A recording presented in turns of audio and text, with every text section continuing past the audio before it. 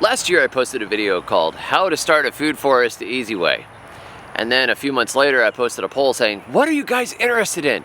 And food forests won the poll.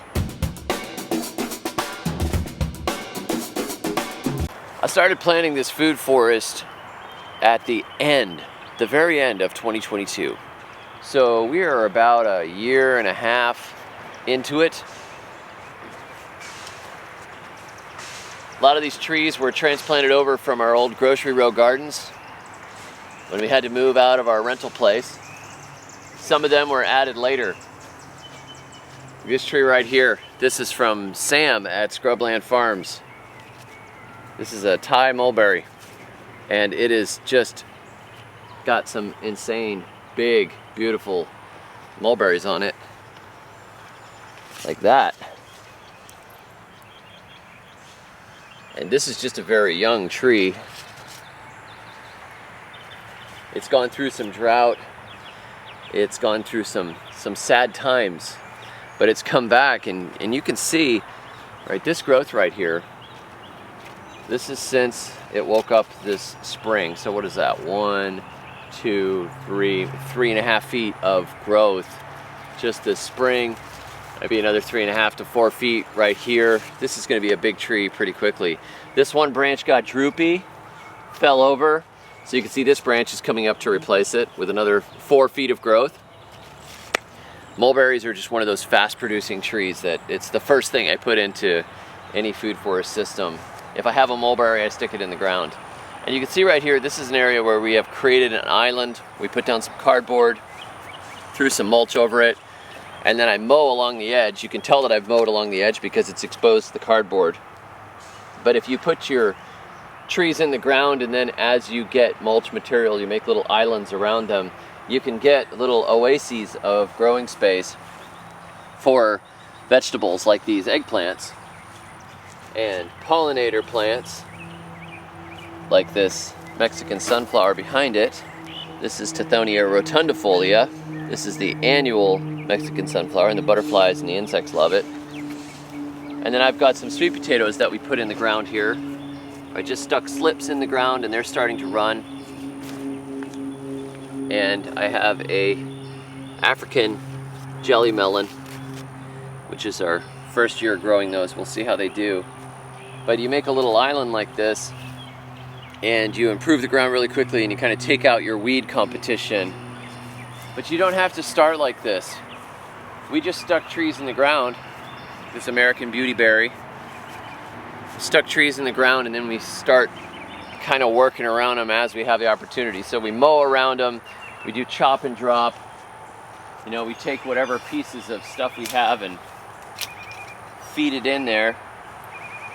I got a little plum I planted here at the base of these crepe myrtles. These crepe myrtles were already here, so I didn't bother taking them out. They provide a little bit of shelter, and they're a place that I can plant yams. So we plant yams and let them climb up through here.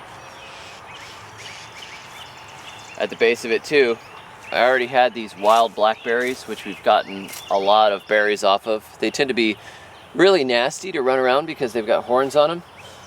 Thorns on them. They're thorns, they're like horns that point backwards. If you, like, it's like getting gored a zillion times over by a tiny little bull that makes fruit. But they've got these recursive, backwards facing thorns that just catch everything. But they do make a good bit of fruit. We've gotten probably a couple of gallons of fruit out of here. But knowing that these guys were doing well, I put in some thornless varieties. This is one of the varieties from University of Arkansas. They're named after Native American tribes, Arapaho, Navajo, etc. And any of them seem to work well down here in Zone 8B. I also grew them up in Tennessee, Zone 6/7.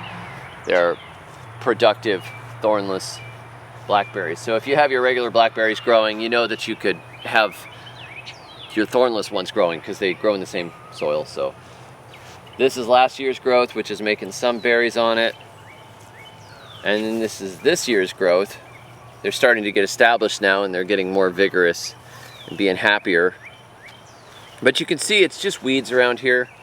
And if I care about it, I could take my little sickle or a scythe or something and just come and slash some of the grass down. And then all that weedy material just becomes food for the plants that I like. So you just slash it and drop it. So you kind of use the mulch that you have rather than having to go out and get mulch. Sometimes we just don't have mulch, so you might as well just let the weeds and the shrubs and the trees and whatever branches you can get work as your mulch.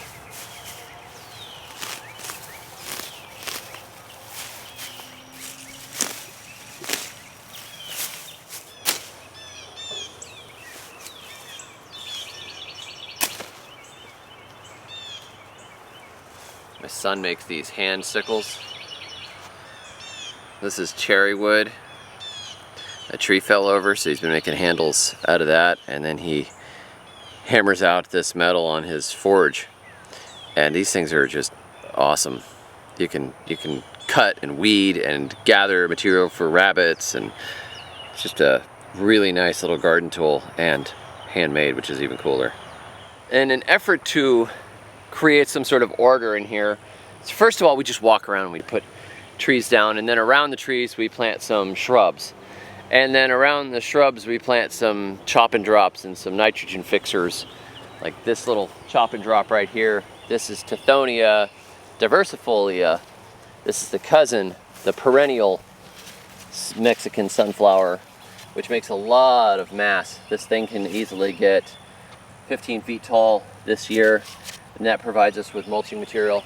But in order to kind of create some order in here, we just take the mower and mow through. You can also take a string trimmer or a scythe and cut pathways through, because things sort of start to get out of control when you have a grassy area that you plant and you let it go. You know, all the weeds start to come up, the grass comes up, the weeds come up, and you start to get perennial weeds. You start to get your goldenrods and your brambles and other things. We've even ended up with petunias that self-seeded in here. I have no idea how they got in here, but they're kind of pretty. You get these little accidents, you get wildflowers, which is fine. You know, your important part of the food forest is the trees, particularly your canopy and your subcanopy. If you're not super organized about it from the beginning and you just want to get your trees in the ground, you just put your trees in the ground and you cut the grass and weeds around them to feed to them as they grow. Just make sure they don't get overrun by vines and weeds. And you've at least got stuff in the ground and starting to move. You don't have to have everything perfect. You don't have to clear all the ground out and put down, you know, a foot of mulch over an entire acre, or put down weed cloth, or try to get your ground cover layer and your herbaceous layer and your vine layer and everything all installed at once. That's fine if you can do it, but a lot of us don't have the ability to do that. We got a couple of trees sitting around, so we put a couple of trees in the ground, cut the grass around them, throw the grass to them to feed them. The weeds get fed to them, the dog fennel when it comes up, the wild lettuces, like this wild lettuce right here. This just started itself. Actually, here's a benefit. We've got a ladybug on our wild lettuce. And just having a bit of an ecosystem around the trees to begin with that you didn't plan kind of gives you little interesting happy accidents, which I really like. And we've, you know, like the happy accident of having a bunch of brambles show up and then we get to eat the berries off of them. That's nice. Or having petunias show up. That's cool. That's fine. But in order to get the order back in when you have a system like this, what I like to do is cut around and kind of make islands of weeds and give me access pathways. So we have these organic winding forms, these shapes, these pathways that come through that I can get up close to my trees and check on them without, it doesn't have to be perfect, but without having to go through the tall grass and the briars and everything else. And then if we want to control this area and make it into a proper mulched area with the layers like we did up front, put some cardboard down and then layer up some compost and some wood chips or whatever mulch we have on top of it, smash all this stuff down.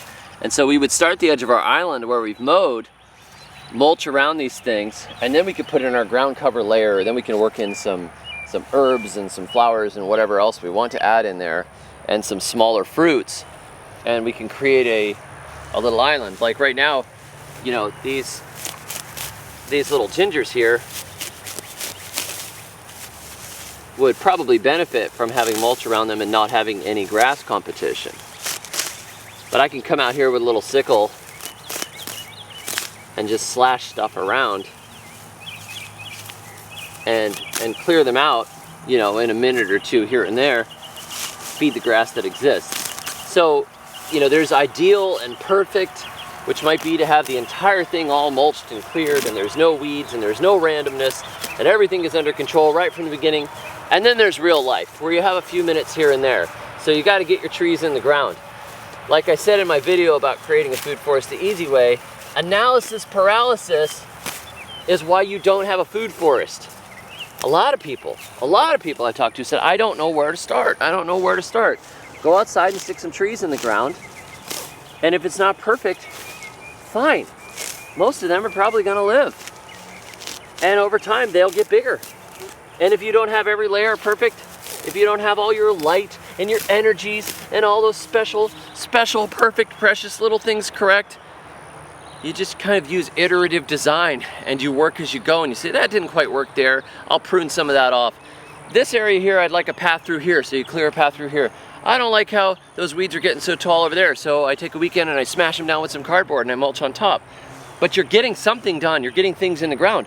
I came out here and planted most of this food forest over a few weekends and just stuck trees in the ground, get all the kids out there, lay pots all over the ground and stick them in.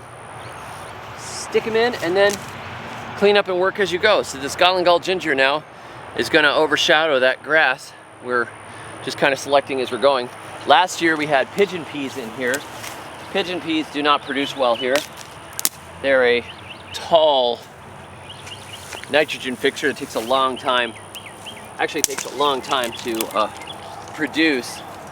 So it froze before they actually made anything, which is too sad. But they shaded this area out and they put some nitrogen in the ground.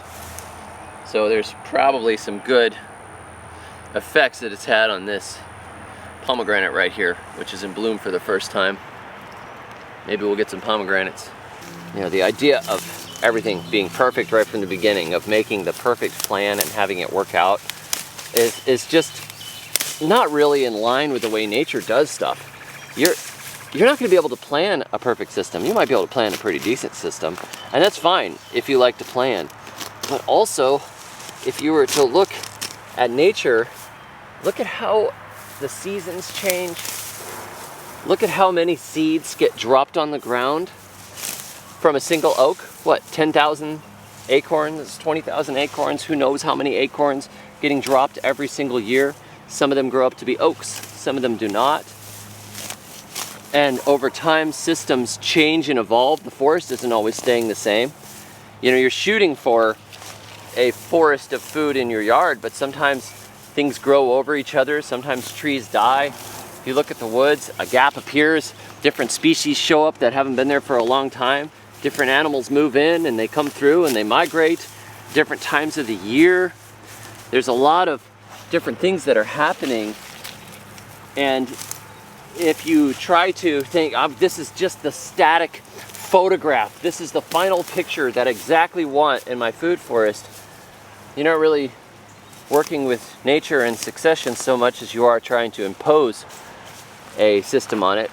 And that's fine. I mean, we've been given the ability to be creative and to impose our will as we like, and you can do a really good job at that. There's some incredible, amazing gardens where everything is lined up perfectly and all the trees are pruned and run on lines, and specific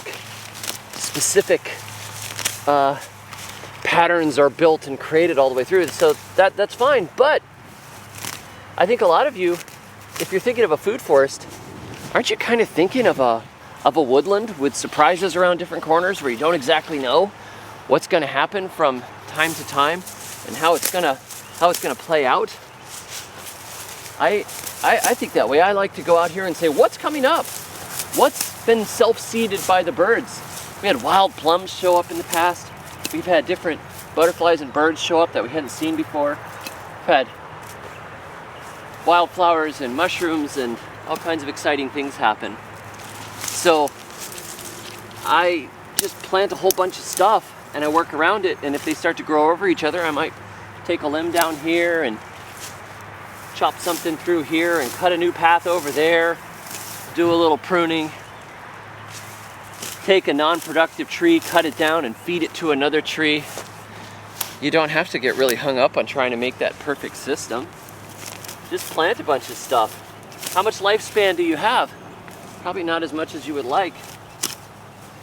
So start planting instead of taking years to try and figure out your vision and the perfect space and the perfect species and everything else. You're going to learn through experimentation as you go. And then if the weeds come up and you don't like the weeds, do what I'm doing.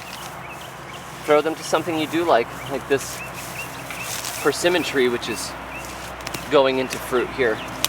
Hopefully it'll give us some fruit. That right there is a circle of mulch that I didn't have to bring in. There's dog fennel and grass and wild onions and goldenrod and who knows what else. It's all good. It all feeds the system. It's a different way of thinking. You're going to kind of just grow with it and evolve with it and use what it creates, because there's always some new life coming from the ground that you can use. And I love doing this. I find this to be very cathartic and redemptive to select the plants that I like and cultivate them, and then use all this free, abundant weed growth and grass growth to feed the ones that I love. It's great. There's a lot of fruit on here too. If you have not had Japanese persimmons before, I highly recommend them. If you can grow them, grow them. They taste like honey and sunshine. It's probably the closest to a mango you warm temperate gardeners can get. This Buddleia right here, or butterfly bush, is the leading edge from this side of the food forest. I sometimes like to put blooming plants like chase trees and butterfly bushes, red buds and other things around the edge, so as you come up to the food forest, it's surrounded by pretty things. Then we've got an apple right here behind it. At the base of the apple is a velvet bean. I'm experimenting with velvet beans this year as a ground cover. They're very vigorous and they tend to want to cover your trees too, but they're a very good weed suppressing ground cover. So if you can get them in the ground, they add a bunch of nitrogen, they add a lot of mass, and I learned this from a book by Roland Bunch. I think it was called Restoring the Soil, how they were using them in rotation as a ground cover between corn down in Central America and increasing the organic matter and the fertility of the soil. And they've been constantly cropping between corn and velvet beans for 80 years, and the ground is thick and spongy and rich, unlike where they just chop and drop the rainforest and plant corn for a year or two and then the ground is dead. They found that if they rotated it with velvet beans, the ground actually improves and gets better, and it can be done indefinitely apparently. So I'm putting them here and there when I walk around with a pocket full of beans and just stick them in the ground here and there. I've got a little sugar cane coming back from last year. When I see the dog fennel, I generally cut it down and chop it and drop it because it's annoying, but probably has its use. I've heard it repels fleas. Haven't had fleas in the food forest yet, but you never know. They might move in next. And then I've got these thornless blackberries all over the place. I've got a hazelnut right here, so kind of getting little islands going. The hazelnut and the blackberry. We kind of do these things in little trios or 5s or 7s. I like the odd numbers. And then here, this is a little native blueberry that I put in last year, and then we had a drought. It should have been a little happier than this, but we had a lot of drought last year, so this food forest isn't as far along as it should be.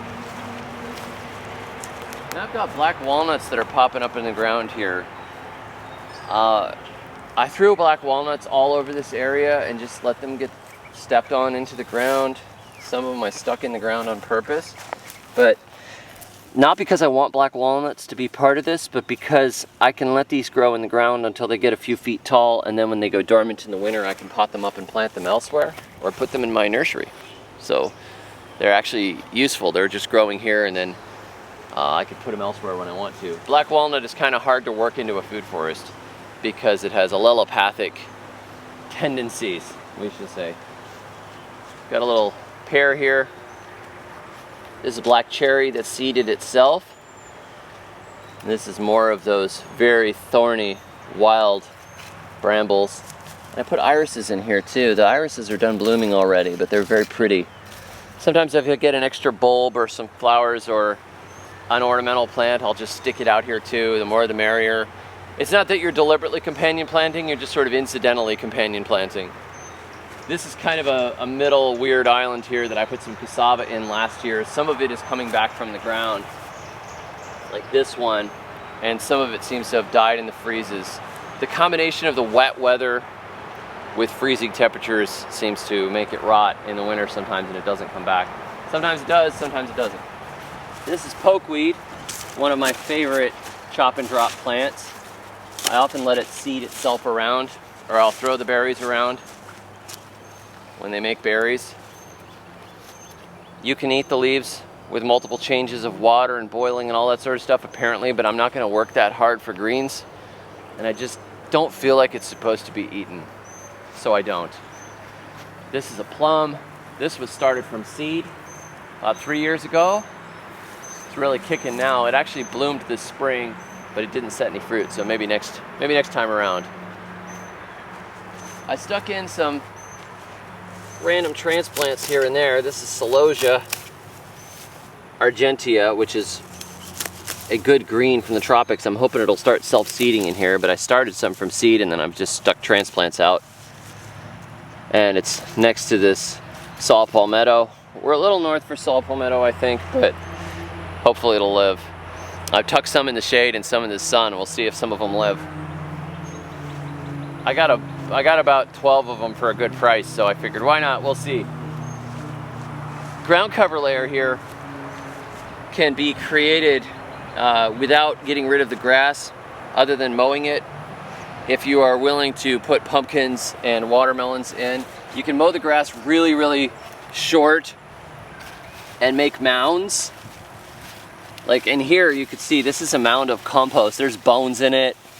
There was chicken and all kinds of stuff in this compost, and it was about half broken down. And we put a mound of it in here, and then planted some of our compost pile pumpkins. My daughter sells the seeds to these. This was a really productive variety that we had last year. We had vines come out of one compost pile. It gave us over 400 pounds of pumpkins. And so we've replanted those seeds, but I did the same thing. We made rough piles of compost here and there around the food forest and around the edges of our garden, and then just planted seeds in it, and we're letting them run. And if they run like they did last year, we've planted enough to get about 3,000 pounds of pumpkin. It's kind of ridiculous, but this will cover the ground and kind of suppress the grass and the weeds if we can just kind of stay mowed in front of it and not hurt it too much with the mower. So I could mow this path a week ago, but in about 2 more weeks, I'm pretty much just gonna have to let it go and take a string trimmer around the edges if I want to, and just let it make an island. The suppressive nature of pumpkins is really something. I'll show you. We'll go over and take a look at the pumpkins that are showing up where we had the pigs before. We threw some pumpkins back here to feed the pigs, and they have just covered this area. They self-seeded. I think that if you have pumpkin seeds in the ground when the winter is coming to an end, and they could just sprout in the spring when they want to, they seem to thrive better than when you deliberately plant them at exactly the right time that you think is exactly the right time. But this kind of gives you an idea, if you have a food forest system, how useful the pumpkins can be, because look at how much cover there is here. And think about how much in yield you're gonna get. Your trees are gonna take, you know, 3 years, 4 years to start producing much. Maybe you get 5 apples, 6 apples after a few years. Mulberries are faster. You could get a few gallons in a couple of years. Figs are faster, a few gallons in a couple of years. Pumpkins, if you put some mounds of pumpkins in, you can easily get 500 pounds in 120 days. There's pumpkins all over these already. One of my very, very favorites, because they cover the ground and they suppress the ground and they give you a good yield. And we're talking good eating pumpkins here. These are not your jack-o'-lantern pumpkins that are bland and watery and stringy. These are good pumpkins. These are mostly Jarondale pumpkins with a few Turk's caps and a few other things that were in there. And then I also put in some of our Seminole pumpkin crosses, the compost pile pumpkins. What an awesome mess. Just put them in your food forest. You've got your trees. Your trees are growing slowly, slowly, slowly. Meanwhile, you're getting thousands of pounds of pumpkins. And you could do the same thing with sweet potatoes. Clear around the base of the tree, stick some sweet potato slips in there, and get those yields out of there right away. Combine the power of annuals when you have a real sunny, open beginning to your food forest with the long-term power of the perennials, which are going to be dominating later on. We've probably planted 60 or 70 trees out here so far, and a bunch of different shrubs, and a lot of sugarcane around the edges. And I'm gonna plant more sugarcane because we have some that we kept in the greenhouse that is getting too big for its pots. So we're gonna stick more sugarcane in the ground because I like sugarcane, and we'd like to make some syrup. But yeah, look at these. I mean, wouldn't you plant this just as an ornamental? These pomegranates are so beautiful. They could be planted just as an ornamental plant, but what a gift that it also gives us food. I could have spent a lot of time planning and drawing little pictures and dreaming, but instead we just got out here and started planting stuff in the ground, and we're getting yields. We've got the mulberries coming in, the blackberries coming in, we've got the pumpkins coming in, we got sugarcane last year, blueberries, persimmons, cassava. There's a lot of stuff coming in, plus it's just a beautiful place to go walking through, and we just kind of mow the pathways through it. We've got our little contemplative food forest walk that we can go through. You know what? I'm just gonna run through some of the species, and so you can see them real quick. We'll do a montage. Figs, persimmons, lots of blueberry plants, blackberries, gummy berries, sugarcane, paulownia, African jelly melon, turmeric, pomegranate, peaches, wild plums, chestnut, Osage orange, Kentucky coffee tree, hazelnut, chokecherry, ginger, cannas, Mexican sunflower, black haw, Chickasaw plum, satsuma, tea, wax myrtle, grape mahonia, cassava, black cherry, mimosa, pear, irises, apple, apricot, mulberry, eggplant, American beautyberry, zinnia, sweet potatoes, Florida anise, tomatoes, Chinese artichoke, taro, various wildflowers, catawba, the occasional snapping turtle, saw palmetto, plum, pawpaw, sunflower, amaranth, chase tree, love lies bleeding, native crabapple, buddleia, Hercules club, pineapple guava, loquat, redbud, olive, Chinese mahogany, muscadine grapes, petunias, yams. You don't need an elaborate plan to put it in a food forest. You don't need to have everything perfect. You're not ever gonna get anything perfect anyway, so get some stuff done. Get over the analysis paralysis. All you need is a weekend and some willpower, and you can get a food forest installed. It's not really that big a deal. We've done multiple systems now. Somebody commented the other day, oh, I see a lot of new food forests, commented on my food forest video. I see a lot of new ones. I don't see long-term ones. Well, you can look back on this channel and see video from the North Florida Food Forest Project and the Great South Florida Food Forest Project. Both of those are established systems that have been in over a decade. The one down in South Florida has been in for 13 years. So you can go and see video of those systems and see fully mature fruiting trees loaded up, ready to go. And if you're interested in learning more about Florida food forests, check out my book, Create Your Own Florida Food Forest, which is a great big illustrated guide which will get you going on a food forest and give you inspiration to get out there on a weekend and actually do stuff. So check out that link below. If you like my son's sickles, he has some for sale. I'll put a link to this too. And my daughter has a seed store too. I'll put a link to that. I'm just gonna push all my family's stuff. So go check the links out below and fund a large family in the depressed economy of lower Alabama. Anyhow, thanks for joining me. We're gonna be unveiling something really cool soon with some food forest training and a lot of kind of exclusive stuff that is not going to be here on YouTube, and just stay tuned for that. It's going to be really exciting. We've done some really in-depth video and I think you're going to like it, so stay tuned. And until next time, may your thumbs always be green.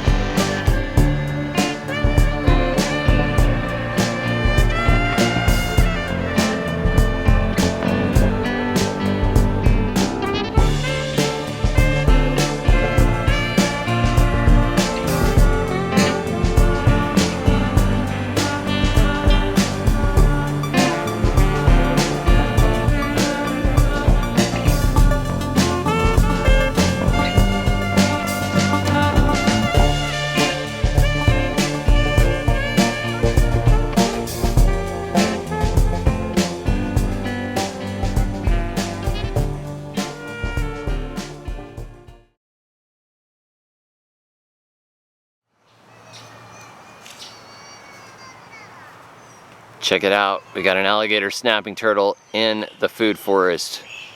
It's decided to go migrating. Look at that monster.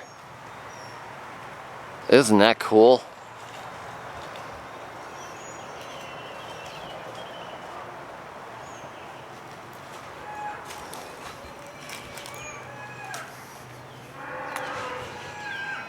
Don't get too close, folks.